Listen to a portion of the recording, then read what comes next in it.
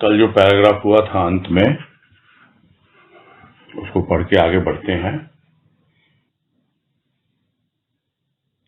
जिसमें कहा राजमा ने कि अहंकार का पतन सम्मुख प्रभु के ही नहीं, प्रभु की संपूर्ण सृष्टि के समक्ष भी।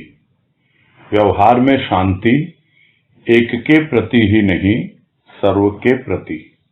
आचार में पवित्रता, भावना में दिव्यता ही परिपूर्णता समर्पण की, मान्यता की। और यही भाव लिया गया था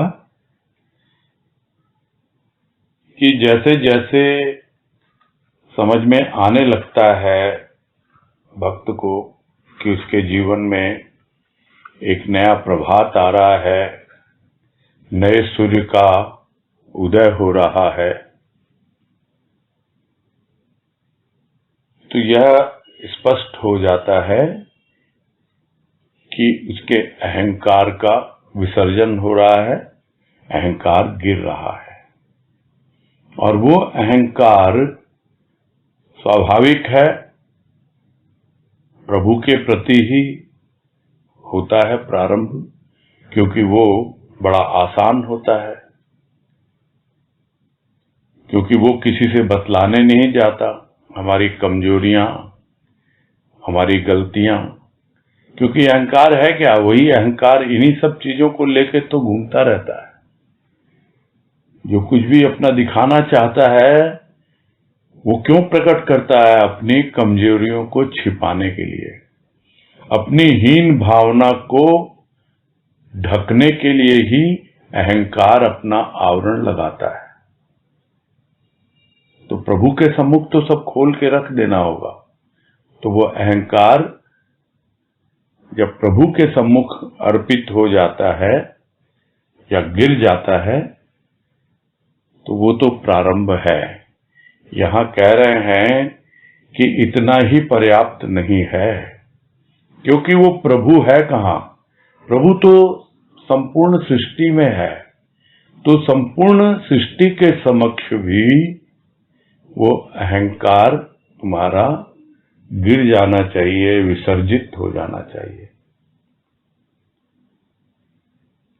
और यह भी होता है, व्यवहार में शांति आती है तो हम गिने चुने लोगों के साथ तो बड़े प्यार से, बड़े ही शांतिपूर्ण ढंग से, मीठे ढंग से व्यवहार करते हैं, किंतु हर एक के प्रति नहीं हो पाता है।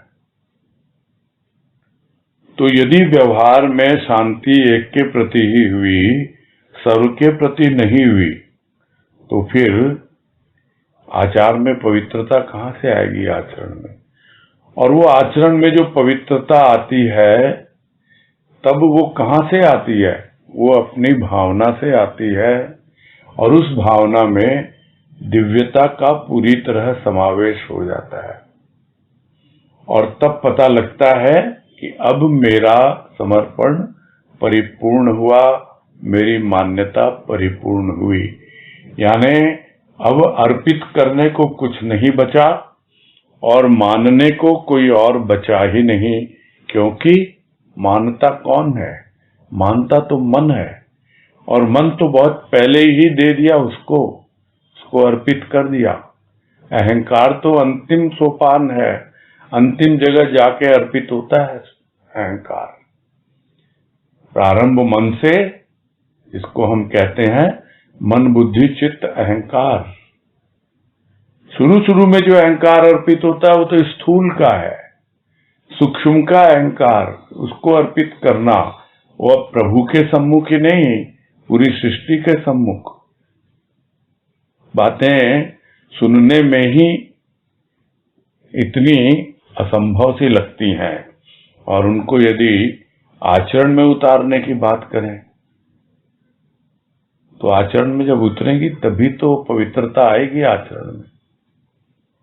और भावना में हमेशा दिव्यता रहेगी, और हमको बतलाती रहेगी कि हाँ भाई, हमारी मान्यता पूरी हुई और हमारा समर्पण पूरा हुआ।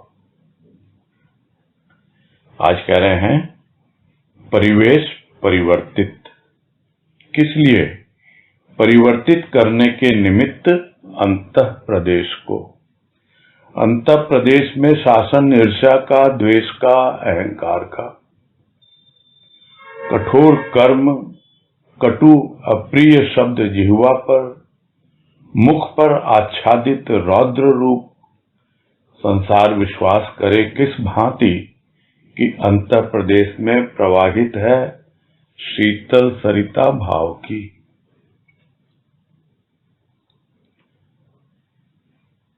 तो यहां यही समझा रहे हैं कि यह जो बातें हैं कि अहंकार का पतन पूरी सृष्टि के सम्मुख हो, व्यवहार में शांति सबके प्रति हो, तो ये सब क्या करते हैं? ये अपने आप ही हमारे परिवेश को परिवर्तित करते हैं, वातावरण को बदलते हैं। और यह वातावरण का बदलना क्यों है, किस लिए आवश्यक है? वो इसलिए आवश्यक है ताकि हमारा अंतः प्रदेश भी बदले। ये दोनों क्रिया प्रतिक्रिया साथ साथ चलती रहती है।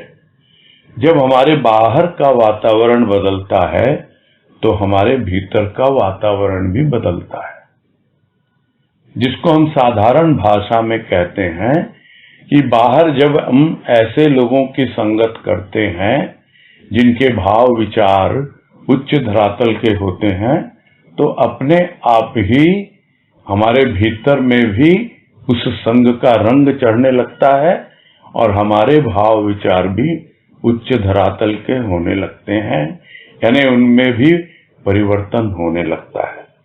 तो हुआ क्या फिर? परिवेश का परिवर्तन हुआ, और परिवेश जब परिवर्तित हुआ तो हमारा अंतः प्रदेश भी परिवर्तित हुआ।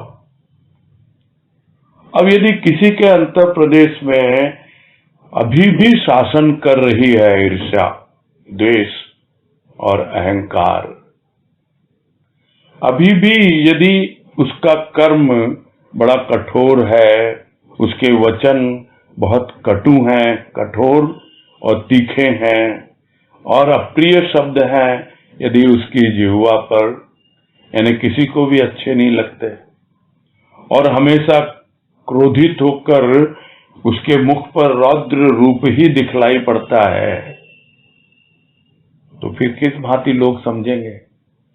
कैसे लोग विश्वास कर पाएंगे कि इसके अंतः प्रदेश में भाव की शीतल सरिता प्रवाहित हो रही है? भले मुंह से बोलता रहे हम तो उसके प्रेम और भाव को जी रहे हैं, किंतु आपका आचरण देख रहे हैं, उसमें कहाँ है पवित्रता?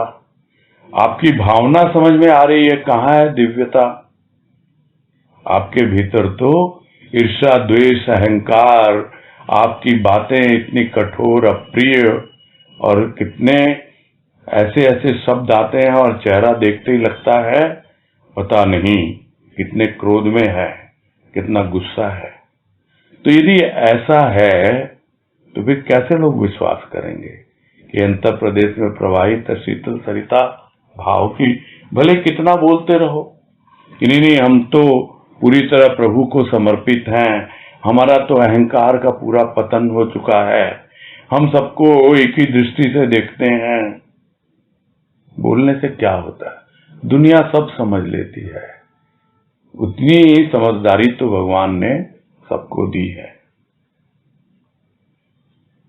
आगे है, भाव की सरिता शीतलता प्रदान करती अपने अंतर मन को, अवगाहन करता रोम रोम शीतल अविच्छिन्न भावधारा में, डूब जाती आकंठ प्रत्येक भावना अंतर्देव की आंतरिकता में, आच्छादित पूर्ण शांति आंखों में आनंद पर। यदि भाव की सरिता, शीतल सरिता अंतः प्रदेश में प्रवाहित हो तो अपने आप ही शीतलता मिलती है अंतर प्रदेश में, अंतर मन में। और जब वो होता है तो फिर रोम रोम जो है वो शीतलता का अनुभव करता है। उसमें ही अवगाहन करता रहता है, उसमें ही डुबकियां लगाता रहता है।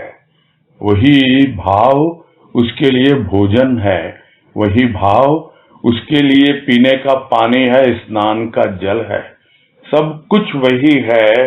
वो जो शीतल सरिता बह रही है भाव की, उसके अंतःकरण में रोम रोम अपने आप शीतल हो जाता है, क्योंकि यह जो भाव धारा है यह अविच्छिन्न है।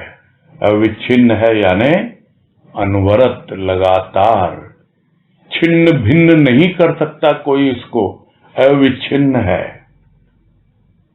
ऐसी है ये भावधारा। यदि इस तरह भावधारा बहती हो तो अपने आप अनुभव करेगा।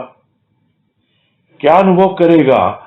कि प्रत्येक भावना, जो भी छोटा मोटा विचार, कैसी भी भावना हो, वो आकंठ डूब जाती है, यानी पूरी तरह जैसे कोई डुबकी लगाए और कंठ तक, पूरी गहराई तक जाए, तो उतना डूब जाती है वो भावना।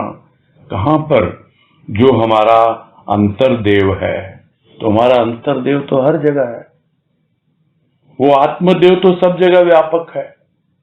हम उसको जहां भी अनुभव करेंगे उस भाव की धारा को प्रवाहित होते हुए, यदि हम उसको अंतर मन में अनुभव कर रहे हैं तो अंतर मन में प्रत्येक भाव विचार उसी में आकंठ डूब जाते हैं।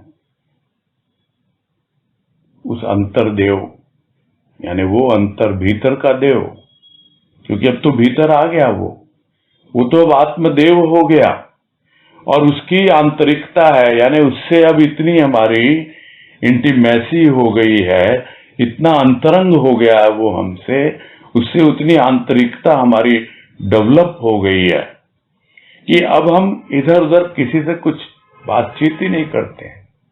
जो कुछ भी है हम उस भाव की धारा में अवगाहन करते हैं और आकंठ प्रत्येक भावना को उसी भाव में डुबो देते हैं। और वो जो हमारा अंतर मन है, वो जो हमारा अंतर का भाव है, वो जो हमारा अंतःकरण है, वो जब पूरी तरह भाव से उत्तप्रोत हो जाता है तो अपने आप ही हम उस अंतर्देव यानी आत्मदेव के साथ जुड़ने लग जाते हैं। उससे हमारी आंतरिकता यानी इंटीमेसी और ज्यादा बढ़ने लगती है। फिर क्या लक्षण है इसका?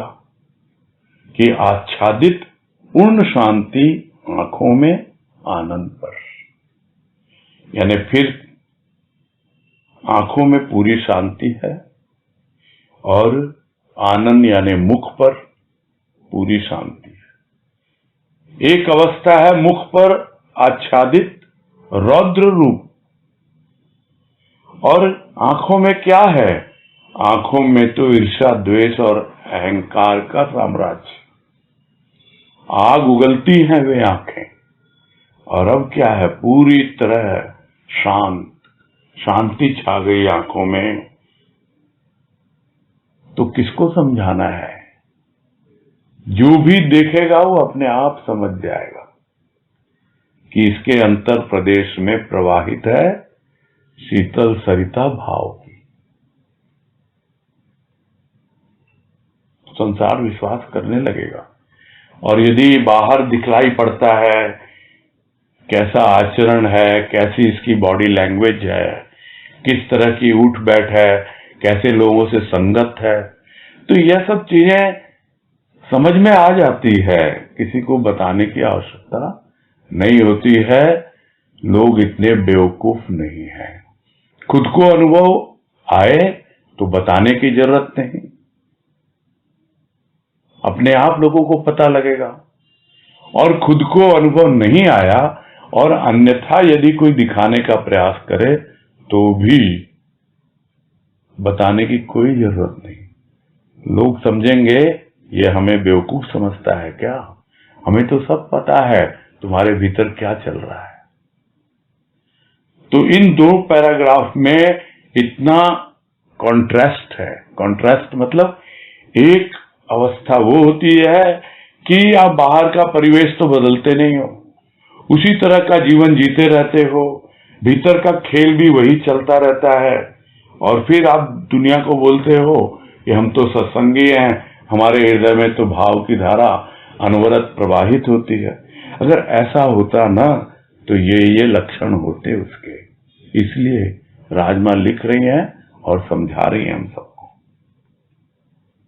आगे है, प्रेममयी भावना ही नहीं, प्रेममयी आंखें ही आकर्षित करती अन्य प्राणियों को, अंजन लगाती प्रेम का अन्य जीवधारियों की आंखों में, दुख भंजन करती दुखियों का, मनरंजन माननीय वंदनीय प्रभु का।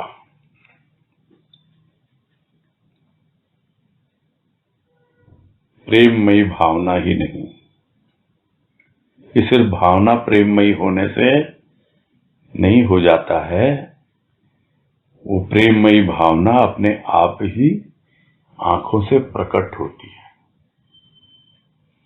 जिसको कहा जाता है आंखें ही दिल का दर्पण है। लोग तो कहते हैं चेहरा दिल का दर्पण है। चेहरे पर तो बातें बाद में आती हैं, उससे पहले आंखों में आती है। यदि प्रेम होगा भीतर, भावना प्रेममयी होगी, तो अपने आप ही आंखें भी प्रेममयी हो जाएंगी, और वो प्रेममयी आंखें आकर्षित करती हैं। संतों की आंखें क्या है? आकर्षित करती हैं, किंतु किनको करती है? जो उन आंखों में प्रेम से देखते हैं। यदि ईर्ष्या, द्वेष और अहंकार के वशीभूत होकर उन आंखों से देखेंगे तो फिर संत के हृदय तक पहुंच नहीं पाएंगे। उनको तो यही लगेगा कि ये तो संसारी प्राणी है, ये तो गृहस्थी है, इसकी आंखों में कहां से हो सकता है कुछ, समझ में ही नहीं आएगा उसको। हमारे भीतर यदि लेश मात्र भी थोड़ी सी भी शुद्धता हो और हम निष्पक्ष भाव से यदि देखें प्रेममयी आंखें, तो अपने आप मालूम पड़ता है कि इसके हृदय में प्रेम और भाव की सरिता प्रवाहित हो रही है, और अपने आप ही उन आंखों में एक आकर्षण आ जाता है। लोग समझ नहीं पाते, इसीलिए गुरुदेव को कहना पड़ता है कि मेरी आंखों में देख, भैया बुलावा दे रहा हूं तुम्हें, आमंत्रित कर रहा हूं, देख मेरी आंखों में। किंतु यदि तुम्हारी आंखों में पहले से ही कचरा भरा हुआ है तो कैसे देख पाएंगी ये आंखें? वो आंखों का कचरा कहां से आया? वो आंखों का कचरा आया जो तुम्हारे दिल में कचरा है। कोई बात नहीं है, आंखें थोड़ी साफ कर ले, दिल भी साफ हो जाएगा जैसे जैसे इन आंखों में देखेगा। आमंत्रित करना पड़ता है, और नहीं तो जो थोड़ा सा भी इस तरह के भाव से प्रभावित है, अपने आप प्रेममयी आंखें आकर्षित ही नहीं करती हैं प्राणियों को, अंजन लगाती हैं प्रेम का। जो दूसरे लोग हैं, दूसरे प्राणी हैं, उन जीवधारियों की आंखों में, तो यह क्या है? आंखों से प्रेम का आदान प्रदान। आंखों से आंखें मिली, आंखें चार हुई, हृदय तक पहुंचे, और वो हृदय की आंखें बाहर की आंखों में अंजन लगाए या न लगाए, हृदय की आंखों में अवश्य ही अंजन लगाती हैं। तो अंजन लगाती हैं तो आंखों का कचरा साफ होता है। जिस तरह अंजन लगाने से, सुरमा लगाने से आंखों का कचरा दूर होता है, गंदगी साफ होती है, वैसे ही हृदय की गंदगी साफ होती है। वो प्रेम, जब वो शुद्ध प्रेम आता है तो अपने आप ही मोह लोभ, ममता इत्यादि का नाश होने लगता है। तो उससे आगे फिर क्या है, क्या उसका समझने के लिए सब बातें लिखी गई हैं कि दुख भंजन करती दुखियों का। फिर दुख नहीं आता है क्योंकि वो प्रेम में पक जाता है, पूरा उसका हृदय प्रेममय हो जाता है। तो दुख भंजन करती यानी हमेशा के लिए दुख को मिटा देती हैं, जिनके जीवन में भी दुख है। और क्या करती हैं ये आंखें? ये आंखें करती हैं मनोरंजन माननीय वंदनीय प्रभु का। जो प्रभु वंदनीय है, माननीय है, उसको अपने मन से पूरी तरह रंजित कर देती है, ओतप्रोत कर देती है कि देख ये तेरा प्रेम मेरे भीतर और मेरा प्रेम तेरे भीतर, उसी को अर्पित, उसी का अंजन, उसी का रंजन, और उसी को अर्पित वो जो माननीय वंदनीय प्रभु है। अब यह हो सकता है कि भाई वो माननीय प्रभु कहाँ है, क्योंकि ऐसी प्रेम पगी आंखें सीधा सीधा हृदय में उस प्रेम को स्थापित करती हैं और अपने आप ही प्राणी को प्रभु से प्रेम होने लगता है। तो ये जो आंखें देखती हैं, संतों की आंखें और साधारण प्राणी के अंदर वो प्रेम को इस प्रकार से रंग देती हैं, उसके मन को रंजित करना यानी पूरी तरह रंग देना, उसमें ओतप्रोत कर देना। उस प्रभु के भी सबके भीतर बैठा हुआ वो प्रभु। तो वो प्रेम पगी आंखें इस प्रकार प्राणी को आकर्षित ही नहीं करती हैं, बल्कि उसका जीवन बदल देती हैं। अब क्या हुआ? प्राप्ति प्रभु की, प्रेम की। परित्याग प्राचीन विचारों का ही नहीं, प्राचीन विकारों का भी, जो कलंक है मानव जाति के, मानव जीवन के कारण है, मानव को दानव रूप प्रदान करने में। तो यह प्राप्ति हो जाती है प्रभु की और प्रेम की। प्रभु के तो अनेकों रूप हैं और उनका सबसे महत्वपूर्ण रूप है प्रेम। तो प्रभु की प्राप्ति हो गई न जाने किन किन रूपों में, और अब जब प्रेम की अनुभूति हो गई तब प्रभु का वो रूप भी समझ में आ गया। और धीरे धीरे बाकी जो रूप हैं जो अब तक समझे थे धूमिल होते जाएंगे, अनन्य प्रेम और भक्ति होती चली जाएगी, प्रेम के अलावा कुछ सुहाएगा ही नहीं। और ये प्रेम क्या है? ये प्रेम भी तो एक प्रकार का भाव है। यही तो गुरुदेव कहते हैं, भाव भावे और कुछ न सुहावे। अब तो प्रेम ही है उसका जीवन। और क्यों? क्योंकि अब तो परित्याग हो गया, प्राचीन विचारों का ही नहीं, प्राचीन विकारों का भी। लोग सोचते हैं विचारों का पहले हो या विकारों का पहले हो। हर कोई चाहता है विकारों का पहले हो, विचारों का तो होता रहेगा, किंतु यहां कह रहे हैं कि पहले जो सहज है उसको करो। प्राचीन विचारों का परित्याग करना फिर भी सहज है, तो सहज को पहले कर लो, उसके बाद कठिन है प्राचीन विकारों का परित्याग करना, क्योंकि वो तो बहुत ठोस जमा है जन्म जन्मांतर से, इसलिए उनका त्याग करना बड़ा कठिन हो जाता है। हम देखते हैं ना परीक्षा में, एक उदाहरण याद आ रहा है कि बच्चे परीक्षा देते हैं और जो थोड़े समझदार होते हैं, ऐसा नहीं कि हम कोई समझदार नहीं थे या बुद्धू थे, बात वो नहीं है। अपना भी यही अनुभव, और जो भी थोड़े बहुत भी समझदारी से काम लेते हैं वो यही करते हैं कि जो प्रश्न परीक्षा में आते हैं, जो सरल लगते हैं, सहज लगते हैं, उनको सबसे पहले हल करते हैं,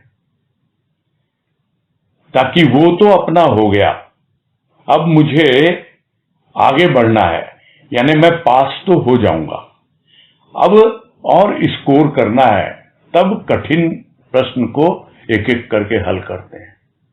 वैसे ही है कि विचारों का, प्राचीन विचारों का त्याग करना इतना कठिन नहीं है, सरल है। ये क्या है? ये तो मान्यताएं हैं, ये छोटी मोटी चीजें जिनमें हम उलझे हुए हैं, ये बड़ी आसानी से छूट जाती है।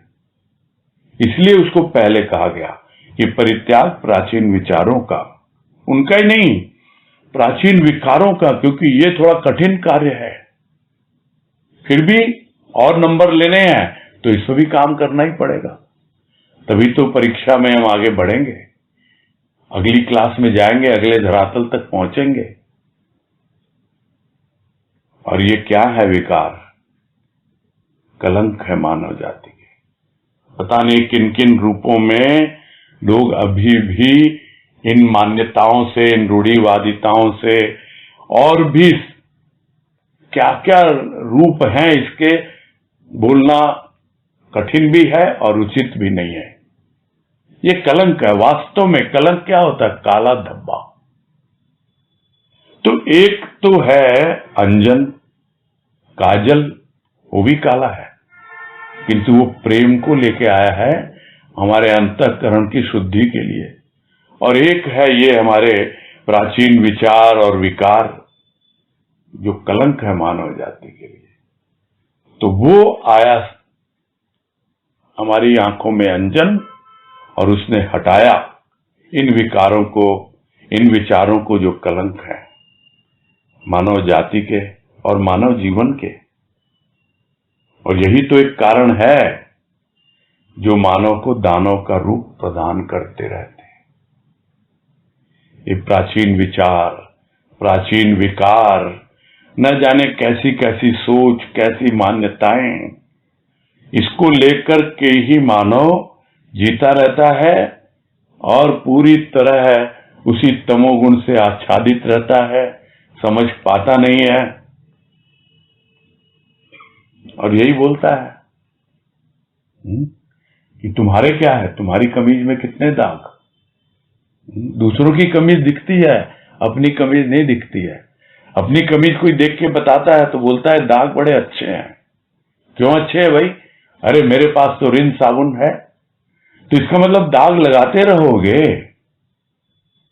तुमको अगर मिल गया ज्ञान का साबुन, तुमको मिल गया भक्ति का जल, तो इसका मतलब तुम उस कलंक को झेलते रहोगे, वही प्राचीन विचार और विकारों से अपना जीवन कलंकित करते रहोगे।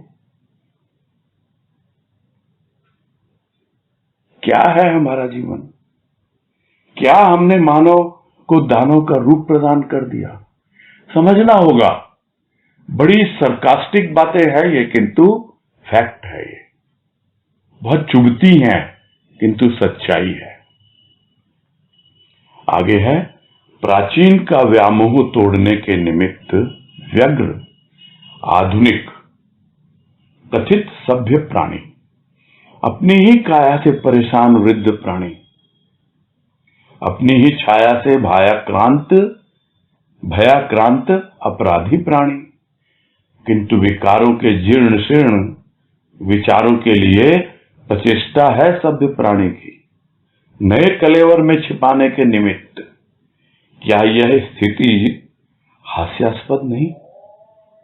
अति जर्जर शरीर आयु की अभिवृद्धि के कारण परिधान नव यौवना का।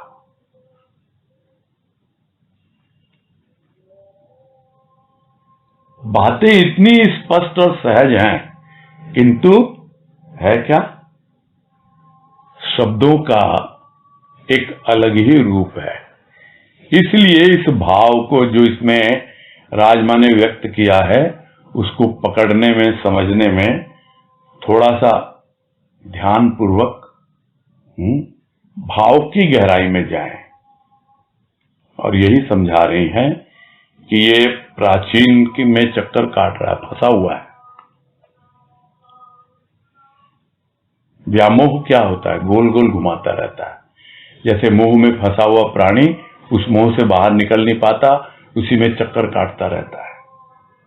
तो ये प्राचीन का इस प्रकार का मोह है कि नहीं, हमें तो अपनी प्राचीन जो भी विचारधारा है, जो भी हमारी मान्यताएं हैं, जो भी हमारी रूढ़िवादिताएं हैं, जो भी हम पुराने ढर्रे में जीवन जी रहे हैं, उसको तोड़ने के लिए बहुत व्यग्र है।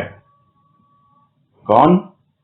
ये कथित रूप से है ये आधुनिक और सभ्य प्राणी।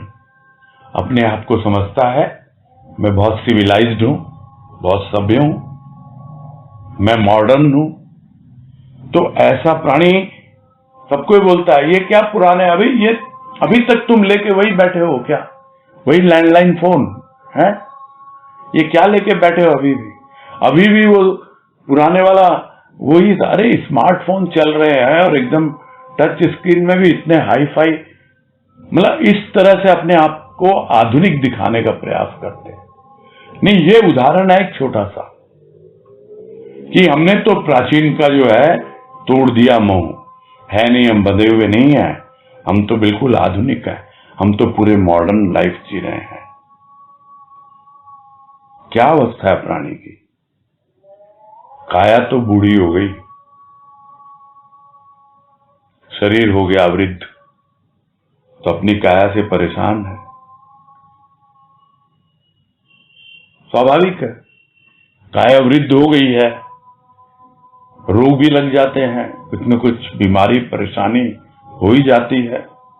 परेशान तो रहता ही है उस बूढ़े शरीर के कारण। तो परेशानी कहाँ है? भीतर है। और बूढ़ा कौन है? शरीर है। किंतु ये मन तो अभी परिपक्व हुआ नहीं, मन तो अभी बूढ़ा हुआ नहीं, इसलिए परेशान है। मन जब मैच्योर्ड हो जाएगा, परिपक्व हो जाएगा, तो फिर काया भले ही बूढ़ी हो गई हो, परेशान नहीं होगा प्राणी, किंतु है अपनी ही काया से परेशान है यह बूढ़ा आदमी, और अपनी ही छाया से भयाक्रांत अपराधी प्राणी। अपने आप ही न जाने कितने अपराध किए होंगे, छुपाने की कोशिश होती है।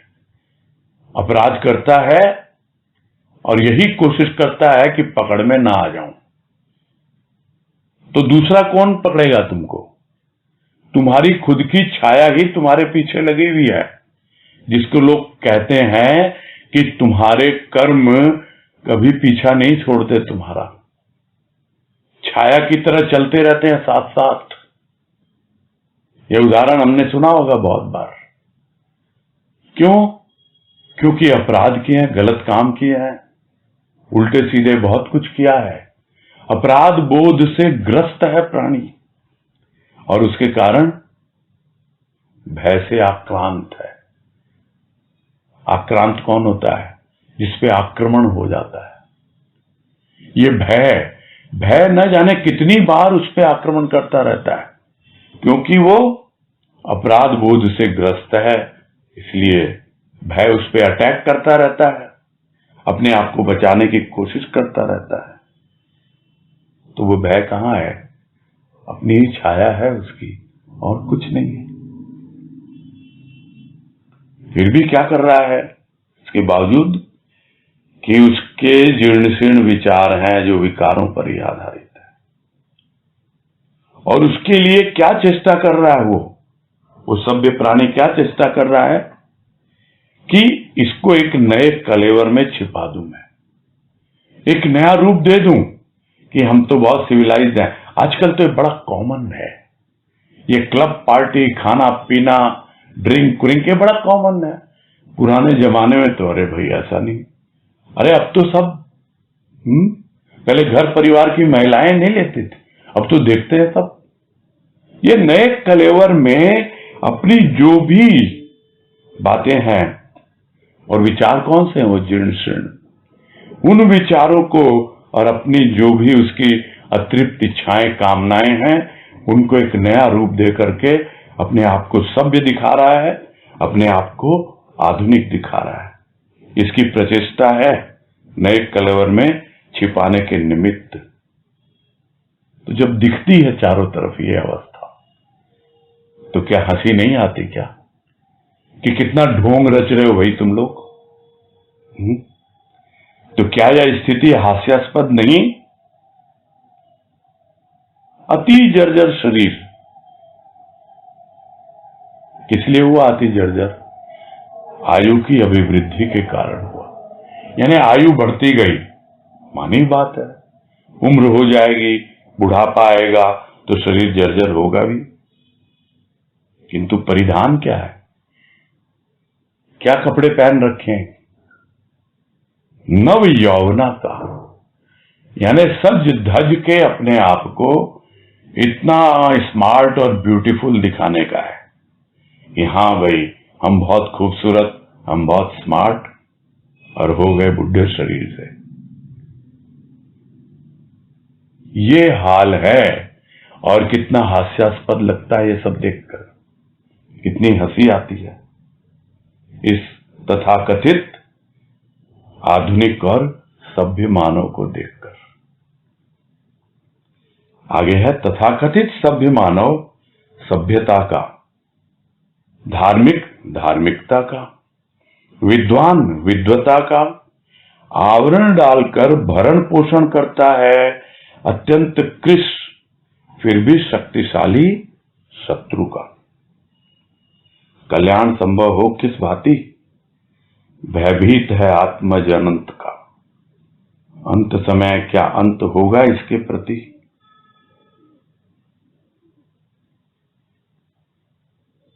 तो तथाकथित सभ्य मानव, वो तो अपना सभ्य है, तो सभ्यता का नाम लेकर वो आवरण डाल रखा है उसने। और किसका भरण पोषण कर रहा है वो? बिल्कुल कृश है। कृश यानी कमजोर हो चुका है, वो पुराना पड़ गया है, एकदम जर्जर हो गया है, किंतु फिर भी इतना शक्तिशाली बना हुआ है। ये जो सभ्यता के नाम पर, भीतर में क्या है? वो विकार, वो विचार इतने जर्जर हो चुके हैं, कमजोर पड़ चुके हैं, किंतु उसके बावजूद भी कितने शक्तिशाली रूप में उसको पकड़ रखा है, क्योंकि वो उसको पोष रहा है, उसका भरण पोषण कर रहा है, सभ्यता के नाम पर कर रहा है। उन विचारों का, उन विकारों का। सिर्फ यह सभ्य मानव ही नहीं, ये जो धार्मिक कहते हैं अपने आप को, वो धार्मिकता को भी उसी तरह पोषित कर रहे हैं, भरण पोषण उसका कर रहे हैं और अपना भी पेट भर रहे हैं। और उसी तरह विद्वान है, बुद्धिजीवी जिनको कहते हैं, इंटेलेक्चुअल्स, क्या हाल है उनका? वो भी इसी प्रकार का आवरण डालते हैं। विद्वता का आवरण डाल दिया, धार्मिकता का आवरण डाल दिया, सभ्यता का आवरण डाल दिया, और किसका भरण पोषण कर रहे हैं? उस शक्तिशाली शत्रु का, जो वास्तव में इतना शक्तिशाली है नहीं, क्योंकि वो कमजोर हो चुका है। आपने उसको सुंदर सुंदर परिधान पहना दिए, अच्छे अच्छे रूपों में उसको प्रस्तुत कर दिया, उसकी इतनी महिमा बढ़ा दिया आपने, इसीलिए वो शक्तिशाली हो गया। अब जो भीतर जो आत्मज है, परमात्मा का जो रूप है आत्मा, उस अनंत का जो आत्मज है, वो भयभीत हो रहा है। क्या होगा अंत समय? क्या अंत होगा इन सब बातों का? क्या हो पाएगा? जब अंतिम समय आएगा तो क्या अंत होगा इसके प्रति? क्या ये लोग सुधरेंगे? जो डर रहा है वो अपने लिए भी सोच रहा है, क्या मैं इससे बाहर निकल पाऊंगा? आगे है संत के चरणों में अंत भक्त के अहंकार का, समर्पण अहम का, परिवर्तन जीवन का, विचारों का, भावनाओं का, पोषण सत्य का, केवल सद्भावना का मानव मात्र के प्रति, यही तो सत्प्रयोग है सत्य का। और यहां एक आशा की किरण दिखा रहे हैं, एक रास्ता बतला रहे हैं कि किस प्रकार से आप इससे बाहर निकल सकते हो। अभी आप पोषण कर रहे हो इन सब विषय विकारों का नए नए रूपों में, किंतु कैसे अंत हो इसका? अंत होगा, अंत होगा संत के चरणों में। तो सबसे पहले अंत होता है अहंकार का, समर्पण के द्वारा होता है, और फिर परिवर्तन होता है जीवन का। किस प्रकार? विचारों के द्वारा, भावनाओं के द्वारा।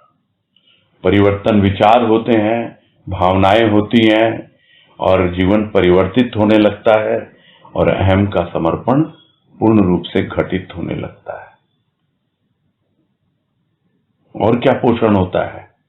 पोषण होता है सत्य का, केवल सद्भावना का। और वो सद्भावना मानव मात्र के प्रति होती है। यह नहीं जो पहले भी कहा, किसी व्यक्ति विशेष के प्रति नहीं, एक के प्रति नहीं। तो यही प्रयोग है, सत्य प्रयोग है सत्य का। यानी थोड़ा सा भी सत्य आपको अपने अंतःकरण की लेबोरेटरी में, प्रयोगशाला में आपने अनुभव किया है, तो उसका एक्सपेरिमेंट कीजिए भीतर में, और उस एक्सपेरिमेंट के द्वारा एक्सपीरियंस कीजिए उस सत्य का, अनुभव प्राप्त कीजिए। बिना प्रयोग के अनुभव नहीं मिलते हैं। वही सत्य प्रयोग है सत्य का। सत्य का सत्य प्रयोग करेंगे, एक्सपेरिमेंट करेंगे, एक्सपीरियंस मिलेगा, अनुभव मिलेगा। आगे है सत्य के सन्निकट पहुंचा साधक, मर्म से हुआ अवगत। सत्य का दर्शन हुआ, किंतु सत्यमय हुआ या नहीं, सत्य पथ का पथिक। विचारणी तो यही है, दर्शनीय तो यही है। तो क्या विचारणी, क्या दर्शनीय? कि सत्य के निकट तो पहुंच गया, संत के चरणों में तो पहुंच गया, भीतर में थोड़ी थोड़ी सत्य की अनुभूति भी होने लगी, और वो साधक मर्म से भी अवगत हो गया। पता लग गया कि सत्य पथ पे चलने का, उस पे आगे बढ़ने का क्या तरीका है, क्या रहस्य है उसका सार भी समझ में आने लग गया। तो सत्य की अनुभूति हुई, दर्शन है क्या? पहले भी बात हुई है, ये सूक्ष्म के दर्शन है जो अनुभव के द्वारा, अनुभूति के द्वारा होते हैं।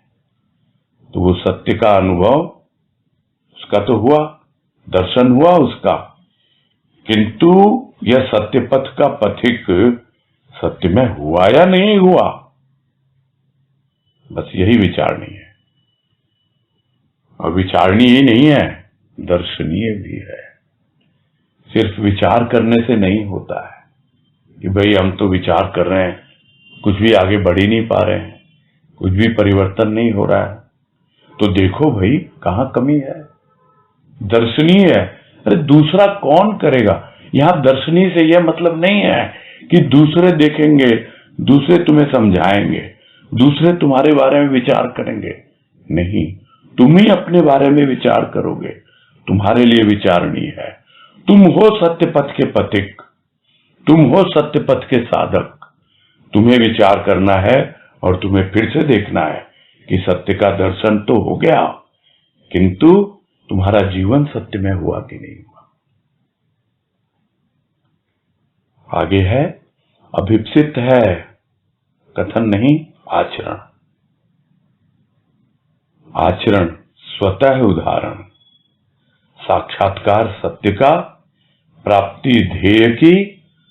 तो असत्य दृष्टि, असत्य अन्वेषण में रत दृष्टि स्वतः ही होती निश्चेष। और इसका तरीका भी बता रहे हैं। अभिप्सित है कथन नहीं, आचरण। यानी जो उत्कट अभिलाषा तुम्हारे भीतर होनी चाहिए, जो अभिप्सा होनी चाहिए, वो किसके लिए होनी चाहिए? सिर्फ बातों में नहीं, बोलने सुनने में नहीं, कथन में नहीं, श्रवण में नहीं, उसके बाद मनन, फिर निदिध्यासन, आचरण में उतरेगा वो। तब उसके लिए तुम्हारे भीतर उत्कट अभिलाषा हो, उसकी अभिप्सा हो।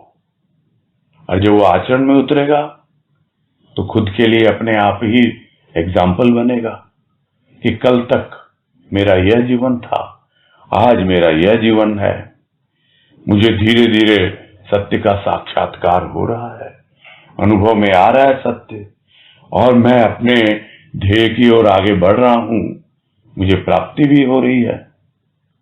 तो अगर यह होता रहे तो स्वतः ही निश्शेष हो जाती है क्या? असत्य की दृष्टि और असत्य का अन्वेषण। जहां पे रत है हमारी दृष्टि, हमारी असत्य दृष्टि है और असत्य की खोज है, मिथ्या की खोज है। मिथ्या में जो सत्य पकड़ा है थोड़ा सा, उसमें खोजो, जो सार थोड़ा मिला है उस सार में आगे बढ़ो, तब पता लगेगा।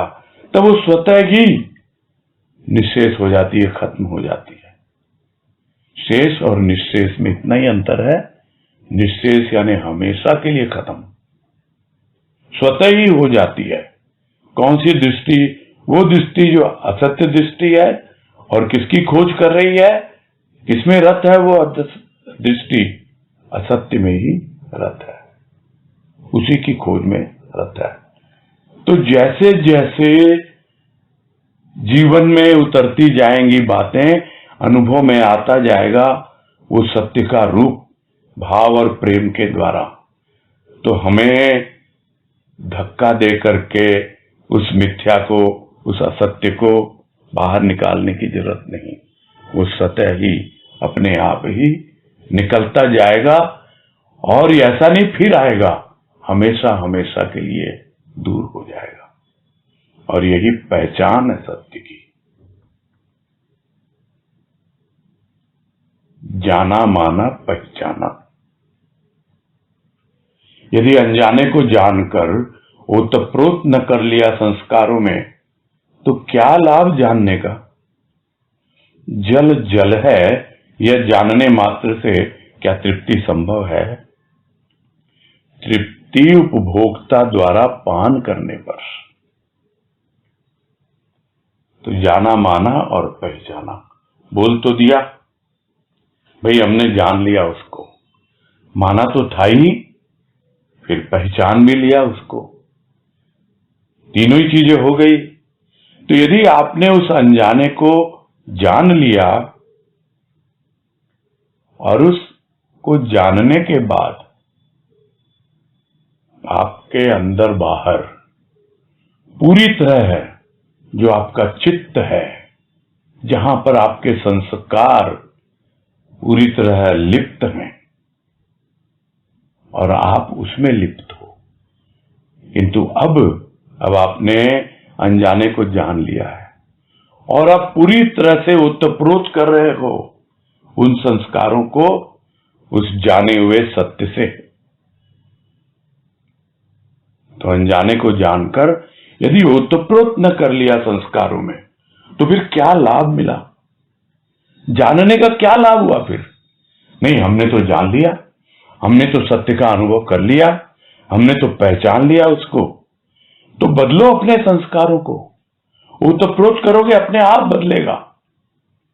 अपने आप ही हमारा जीवन बदलता है, और यह ऊपर ऊपर नहीं होता है, जो पहले भी बताया कि यदि हमारे अंदर में वो शीतल सरिता भाव की प्रवाहित हो रही है, तो वो हमारे संस्कारों को बदलेगी और उसको प्रकट रूप में आएगा ही आएगा, मालूम पड़ेगा ही पड़ेगा हमको। तो यदि किसी ने जान लिया कि भाई ये जल है, तो जानने से क्या होगा? क्या प्यास बुझ जाएगी? कोई अगर जल के बारे में वाटर के बारे में कोई उसका बोल दे, हमको तो पता है क्या होता है जल। अरे कुछ नहीं, लोग जानते नहीं है। ये जल जो होता है ये हाइड्रोजन और ऑक्सीजन का मिक्सचर है और इसका फार्मूला है H2O। तो क्या H2O फार्मूला जानने से हमारी प्यास बुझ जाएगी? प्यास तो बुझेगी पीने से। हम अगर जान लें कि हाँ भाई ऐसा होता है, परमात्मा यहां पर छिपा होता है, इस तरह से अपने आप को उद्घाटित करता है, तो जान तो लिया किंतु उसको जीवन में नहीं उतारा। हमारे संस्कारों को पूरी तरह उससे ओतप्रोत नहीं किया, तो जानने से क्या लाभ हुआ? तो क्या तृप्ति होगी हमको उस जीवन से? संतुष्टि होगी हमें उन भाव से? यही प्रश्न कर रहे हैं। तृप्ति तो तभी होगी जब वो पिएगा, उसका पान करेगा, यानी वो जहां पहुंचना है वहां पहुंचेगा। तो वो सत्य जब पहुंचेगा हमारे संस्कारों में, तब पूरी तरह से हमें निश्चिंत कर देगा, पूरी तरह से हमारे संस्कारों को भस्मीभूत कर देगा। यही उसकी पहचान होती है, जिसको भगवान कृष्ण गीता में कहते हैं ज्ञानाग्नि दग्धादि कर्माणि। यानी वो ज्ञान की अग्नि जब पहुंचती है हमारे चित्त में, संस्कारों में, तो जो भी हमारे पुराने कर्म संस्कारों में दबे हुए हैं सबको भस्मीभूत कर देती है। यही उसकी पहचान होती है। और तब हम निश्चिंत हो पाते हैं, तब हमें तृप्ति मिलती है, शांति मिलती है, परम सुख मिलता है, आनंद मिलता है। वही वास्तविक आनंद, वही परमानंद। आगे है ज्ञातव्य का परिचय रच पच जाए संस्कारों में, व्यवहित आकार ले विचारों में, प्रचार स्वतः ही। प्रयास अभिप्सित नहीं प्रचार के लिए, आचार स्वतः ही करता प्रचार। तो यदि जो आपने जानने योग्य है, ज्ञातव्य है या ज्ञेय है, एक ही मतलब है दोनों का। यानी जो जानने योग्य है उसको आपने जान लिया, उसका परिचय प्राप्त कर लिया, और वो आपके संस्कारों में पूरी तरह से रच पच गया। और इतना ही नहीं, आपके व्यवहार में, आपके विचारों में वो एक रूप ले रहा है, एक आकार ले रहा है। तो फिर आपको कुछ करने की जरूरत नहीं है, अपने आप ही उसका प्रचार होगा, प्रसार होगा, स्वतः ही होगा। नहीं तो लोग प्रयास करते हैं उसके लिए एक उत्कट अभिलाषा रखते हैं कि मुझे तो भाई मिल गया, बड़ी कृपा हुई गुरुदेव की, मुझे तो सत्य से परिचय मिल गया, मेरा तो संस्कार पूरी तरह से उसकी कृपा से सत्य से ओतप्रोत हो गया, अब मैं तो सबको बताऊं।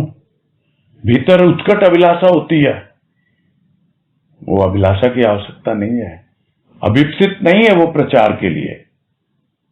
अगर होना है तो स्वतः ही होता है। अब उसे प्रचार कहो या प्रसार कहो, वो अपने आप ही होता है। तो सत्य का दर्शन अंतर में ही नहीं, इष्ट के अंतर में ही नहीं, प्राणी मात्र के अंतर। संरक्षण है हमारी दृष्टि का स्वतः ही कि हम असत्य का दर्शन न करें, न प्रचेष्टा करें। और अब जाके थोड़ी हमें शांति मिली है, क्योंकि बड़ी सीधी सादी भाषा में यहां कह दिया राजमा ने कि भाई सत्य का जो दर्शन तुमने किया है वो अपने भीतर ही नहीं और इष्ट के भीतर ही नहीं, प्राणी मात्र में करो उसको। और यही हमारी दृष्टि का संरक्षण है, यानी हमारी दृष्टि हमेशा उसी तरह बची रहेगी, बनी रहेगी अपने आप ही, कि हम असत्य का दर्शन करें ही ना, उसके बारे में जरा सी भी हमारे भीतर कोई चेष्टा पैदा न हो। तो सत्य एक, इष्ट एक, एक का दर्शन, दर्शन अनेक का। यही सत्य दर्शन, संत दर्शन, जीवन दर्शन, प्राणी मात्र का व्यावहारिक यथार्थ दर्शन यही, अन्यथा इकाई। यदि आबद्ध हुआ चक्र में, सीमा में, घेरे में, तो शून्य को स्थान नहीं, स्थान नहीं शून्य को, तो विकास विस्तार असंभव इकाई का। और ये जो एक बात लिखी है दूसरे ढंग से लिखी है, और इस थ्योरी पे हमने बहुत बार बात भी की है।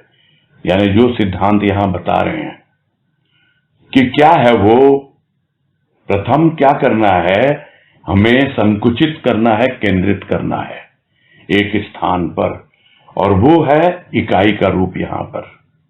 और वो क्या है, एक इकाई यानी एक, वो सत्य है। वो क्या है, एक, वो इष्ट है। तो जब एक पे टिक जाएगा, एक का दर्शन हो जाएगा, तो धीरे धीरे वो जो एक पर टिक गया, वो जो एक पॉइंट पे आ गया, एक बिंदु पे आ गया, तब धीरे धीरे उसका विस्तार होगा, तब वो बढ़ेगा, तब अनेक में आएगा। और यही है सत्य का दर्शन, संत का दर्शन, और अपने आप को, खुद को देखना, अपने जीवन का दर्शन। यही है फिलॉसफी लाइफ की। और प्राणी मात्र का व्यवहारिक यथार्थ दर्शन, कि प्राणी मात्र को इसी दृष्टि से देखो, अन्यथा आप तो एक पे टिक जाओगे। ये तो ऐसा ही है जो पहले अपने आप पे टिके हुए थे, किंतु जब आप आबद्ध नहीं हुए किसी सीमा में, किसी चक्र में, किसी घेरे में, जो हमने कहा कि एक केंद्र है और एक परिधि है। अब आप सीमा में बंधे हुए हो, परिधि में बंधे हुए हो, घेरे में हो, तो फिर शून्य को स्थान नहीं है। यानी फिर विकास कैसे होगा, असीम तक कैसे पहुंचेंगे? शून्य क्या है? आकाश। असीम है, अनंत है। और जब स्थान नहीं शून्य को, तो विकास विस्तार कहां से होगा? उस एक का आपने अनुभव तो कर लिया अपने भीतर, उस इकाई में, उस पॉइंट पर, अपने अंतःकरण के उस केंद्र में। अब तो विकसित होना है, उसको विकास को प्राप्त होना है, सीमित से असीम तक जाना है। यही है, नहीं तो विकास विस्तार असंभव है। अब छोटी सी रह गई है चीजें, उसको पूरा कर लेते हैं, समय भी जल्दी जल्दी नजदीक आ रहा है। प्रश्नोत्तर हो पाएंगे नहीं हो पाएंगे वो अलग बात है। ये लेख संपूर्ण होने की ओर है। कह रहे हैं सीमित सत्य सत्य नहीं, सीमित मत अमृत नहीं, सीमित प्रेम प्रेम नहीं, सीमित की प्राप्ति इति, सीमित होता अतीत की वस्तु। ये भी बहुत सिंपल है इस थ्योरी के हिसाब से, कि जो सीमित है वो सत्य सत्य नहीं होता है, सत्य तो असीम होता है। जो सीमित है, कोई भी मत हो, वो अमृत पर आधारित नहीं है, वो मरेगा ही मरेगा, वो मृत होगा ही होगा। किंतु जो सत्य पर आधारित है, उस असीम सत्य पर, वही अमृत है। उसी तरह प्रेम भी अमृत है जब वो असीम के लिए होता है। हाँ, प्राप्ति होती है सीमित से, किंतु वहीं पे तीसरी समझ लेना, वहीं पे इसको पूरा समझ लेना, वहीं पे खत्म हो जाती है। तब वो सीमित हो जाती है और वो अतीत की वस्तु बन जाती है, वर्तमान में कायम नहीं रह पाती है। आगे कह रहे हैं, इकाई मुक्त होती सीमा से, घेरे से, समय समय पर रखा गया शून्य, वृद्धि विस्तार, विकास स्वतः ही। सत्य का विस्तार, मत का प्रचार, कालातीत युग पर्यंत, अनंत वही मत जो मुक्त हुआ सीमा से, अनंत असीम के समान। और उसी थ्योरी को और अच्छे से समझा दिया लास्ट में, कि वो जो एक में है वो मुक्त हो जाता है, अपनी सीमाओं को तोड़ देता है, जब उस घेरे को तोड़ देता है, और धीरे धीरे समय समय पर वो वृद्धि पाता है, विस्तार पाता है शून्य की ओर, तो उसका विकास अपने आप ही होने लगता है। और वो विकास जो होता है वो सत्य का ही विस्तार होता है और अपने आप ही उस मत का प्रचार प्रसार होता है और वो कालातीत हो जाता है। चाहे कोई भी युग हो, कैसा भी युग हो, युग पर्यंत वो चलता ही रहता है। और अनंत वही होता है मत जो मुक्त होता है समस्त सीमाओं से, और वही अनंत है, वही असीम है। बस पूरा करते हैं। ये लेख भी यहीं संपूर्ण होता है। बातें वही थी, इसलिए बार बार दोहराया नहीं गया और उन्हीं बातों को समझाया है राजमा ने, जो बात हम लोग कई बार कर चुके हैं। और यदि फिर भी किसी को संदेह हो तो कल इस पे हम प्रश्नोत्तर करेंगे। आज का समय तो पूरा हो गया, आज हमारे पास प्रश्नोत्तर के लिए समय नहीं बचा हुआ है, तो यहीं पूरा करते हैं। ठीक है? ठीक है भैया जी। हरिओम भैया जी। हाँ, हरिओम हरिओम। हरिओम, सबको हरिओम। सबको हरिओम हरिओम।